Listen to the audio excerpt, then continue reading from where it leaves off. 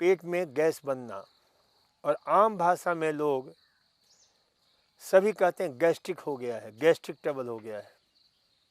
हालांकि gastric trouble उसके लिए उपयुक्त शब्द नहीं है, उसे हम कह सकते हैं, यदि इंग्लिश में ही बोलना है तो फ्लैचुलेंस या मेट्रोसिस। तो ये जिसमें पेट में गैस भर जाता है, गैस बनता है, इसके बहुत सारे कारण हैं। जैसे हमने कब्ज के संदर्भ में चर्चा की थी, कब्ज को दूर करने के लिए फाइब्रस फूड लेना चाहिए।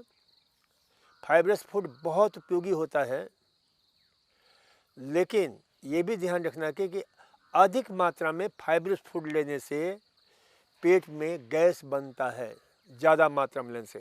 क्यों, कोई भी काम सम्यक होना चाहिए, संतुलित होना चाहिए। यदि संतुलित हम फाइब्रस लेंगे तो पेट भी साफ होगा, और साथ ही साथ फाइब्रस फूड हमने कहा कि बहुत उपयोगी होता है, जो मोटापा को भी कम करता है। जो हमारे जो उपयोगी तत्व हैं उनको भी वह जो है निकाल बाहर भी करता है।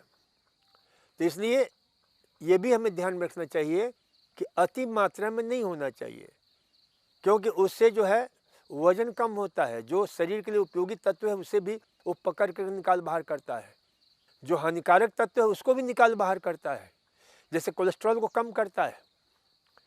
तो इसलिए ये हमें ध्यान में रखना है कि अति मात्रा में फाइब्रस फूड नहीं लेना है। अति मात्रा में फाइब्रस फूड लेंगे तो फिर पेट में गैस बनता है, पेट में तकलीफ़ें बढ़ती हैं। तो इसलिए गैस का एक बहुत बड़ा कारण होता है फाइब्रस फूड का शरीर के अंदर अधिक मात्रा में जाना। उसी प्रकार से जो लोग ज़्यादा प्रोटीन बहुल आहार लेते हैं, प्रोटीन युक्त आहार लेते हैं, जिसमें जो है जैसे अत्यधिक दाल खाते हैं, अत्यधिक मांसाहारी होते हैं, अत्यधिक जो है, तो उनमें भी गैस बनता है। गैस से उनमें भी ज़्यादा बनता है। इसके अतिरिक्त जैसे कच्चे अनाज खाते हैं या अधिक मात्रा में अंकुरित अनाज खाते हैं, अधिक मात्रा में कभी नहीं, क्योंकि एक आचार शब्द है, आचार यानी हमारा लाइफ स्टाइल, आचार यानी हमारा जीवन शैली। तो अति नहीं होना चाहिए, क्योंकि आचार के साथ अति जुड़ जाता है, अति प्लस आचार इक्वल टू अत्याचार। तो इसलिए न कम लेना है न अधिक लाना है। तो अधिक मात्रा में हम स्प्राउटेड अनाज भी लेंगे तो पेट में गैस पैदा करेगा। अधिक मात्रा में हम सलाद वगैरह भी खाएंगे तो पेट में गैस पैदा करेगा। तो संतुलित मात्रा में इन सारी चीज़ों का प्रयोग करना है। जैसे कुछ अनाज पेट में गैस बनाते हैं, जैसे चना है, चना पेट में गैस बनाएगा। ज़्यादा मात्रा में मूंगफली खाएंगे तो पेट में गैस बनेगा, मटर खाएंगे तो पेट में गैस बनेगा।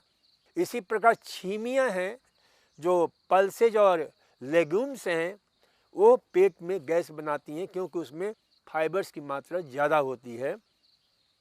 तो इसलिए जो है, जैसे सेम की फली है, चौलाई की फली है, अधिक मात्रा में नहीं।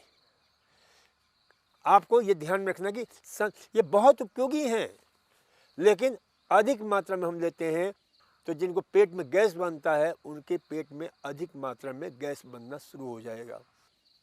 इसी प्रकार से जो है तली भुनी चीज़ें हैं, वह भी हमारे लिए बहुत खतरनाक होती हैं, क्योंकि तली भुनी चीज़ें भी पेट में गैस बनाती हैं। खास करके जो फैटी चीज़ है, जो आपके तेल वाली चीज़ें हैं, वो जो है उनका पाचन अच्छी तरह से नहीं होता है, तो परिणाम स्वरूप गैस बनता है। तो ये जो है गैस। इसी प्रकार से जो लोग चाय है, कॉफ़ी है, मिर्च मसाले हैं, तली भुनी चीज़ें हैं, उन सब का जो प्रयोग करते हैं तो उससे भी गैस बनता है। जैसे जो है चाय का टैनिन है, कैफीन है, आपके जो है ओपियम है, अफीम है, कोकीन है, तो ये सारी चीज़ें आपके पेट में गैस बनाने का काम करती हैं। भोजन का डाइजेशन अच्छी तरह से नहीं होता है, परिणाम स्वरूप गैस बनता है। इसी प्रकार से कुछ लोगों की आदतें होती हैं, जैसे हम काफ़ी मात्रा में जल्दी जल्दी खाने की, तो जल्दी जल्दी खाते हैं, उससे भी गैस बनता है। बात करते हुए हम खाते हैं, यदि हम खा रहे हैं और बातें कर रहे हैं तो उससे काफ़ी कुछ गैस हम अंदर जो ना ले लेते हैं, जिसको हम बोलते हैं एरोफेजिया बोलते हैं। यानी अधिक मात्रा में गैस का खाना 60-70%, यहाँ तक कि 60-70% तक गैस हमारे इसके द्वारा हमारे शरीर के अंदर जाता है।